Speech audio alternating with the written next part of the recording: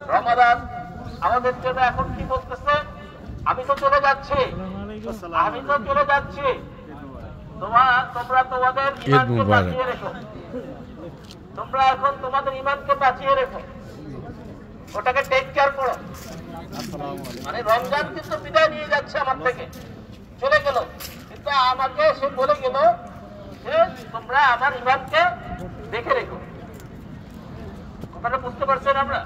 তার মানে কি রমজানে যেটা আমরা করেছিলাম, রমজানের পরবর্তীতে টাইমটা নেক্সট রমাদান, বিফোর নেক্সট রমাদান আমরা কি করবো? এটা ওইটাকেই আবার নিজেদের মধ্যে বাস্তবায়ন করার চেষ্টা করবো ইনশাআল্লাহ।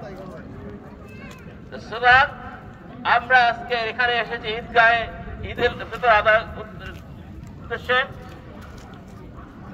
আমরা রমজান মাসে যাকাত দান করেছি। কাইলা ইয়াকুনা দুলাতান বাইনাল আগনিয়া মিনকুম ওয়া মা আতাকুমুর রাসূল ফাখাযুহু ওয়া মা নাহাকুম আনহু ফান্তাহু ওয়াত্তাকুল্লাহ ইন্নাল্লাহা শাদীদুল ইকাব।